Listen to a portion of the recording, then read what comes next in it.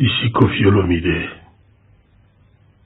Je voudrais vous parler de ce qui se passe en Libye, mais beaucoup plus de ce que nos dirigeants africains noirs sont sans action, sans réaction par rapport à cela, à cet esclavage en 2017. Mais je voulais quand même saluer l'initiative de Claudie Siard, notre frère, qui a déclenché cet élan de protestation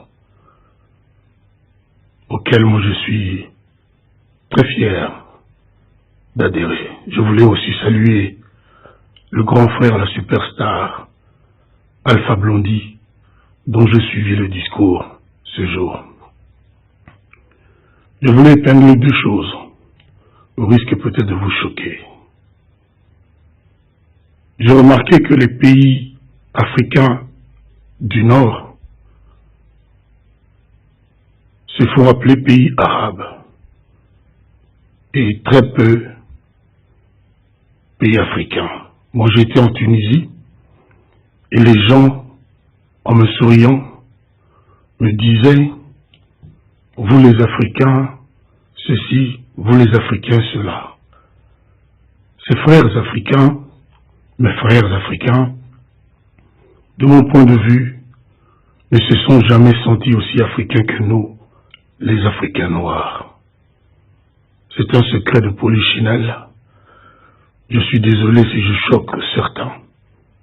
C'est dire que si ce qui se passe en Libye, aux yeux et au su de tout le monde, se passe, c'est parce que les Africains des pays arabes d'Afrique n'en ont rien à foutre d'être africains. D'ailleurs, parmi les enfants esclavagisés, les enfants vendus, il n'y a aucun enfant tunisien, algérien, libyen, égyptien. Vous ne compterez que des noirs africains.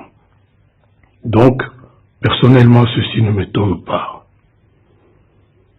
J'ai souvent dit, dans mes discours, dans mes interviews, dans nombre de pays africains, que l'Union africaine n'était que rassemblement de nos chefs pour les intérêts personnels. Ça fait des années, il vous souviendra, que j'ai dit par exemple, pourquoi il y a toujours des frontières entre nos pays africains noirs? Pourquoi il n'y a pas une monnaie commune entre nos pays africains noirs? Mon discours, je le sais, a été entendu. J'ai eu la chance, le privilège d'en discuter avec nombre de ces chefs d'État et ces dirigeants. Ils n'en ont rien à faire. Ça ne sera jamais leur priorité. J'ai souvent dit, on ne peut pas être fort en Afrique si on n'est pas unis. Mais rien n'arrive. Et je vous assure que si nous continuons avec nos dirigeants actuels, avec cet état d'esprit, rien n'arrivera. L'Afrique ne sera jamais la maison de ces enfants que nous sommes. Est-ce que vous pensez que, après ce que Claudie Siard a déclenché, après ce que Alpha Blondy a dit, et après ce que moi je suis en train de dire, quelque chose va se passer sérieusement? La Libye a ses dirigeants, ils en pensent quoi? Mais je ne désespère pas. Je ne suis pas de la race des perdants. Et je ne livre pas les combats que je ne suis pas sûr de gagner. C'est ainsi que moi je demande aujourd'hui, à vous mes frères, à nous les Africains noirs, de nous prendre en charge, d'aller au combat, de montrer que nous ne sommes pas des mineurs, des moins que rien, et de ne pas laisser vendre nos enfants comme ça se fait aujourd'hui en Libye.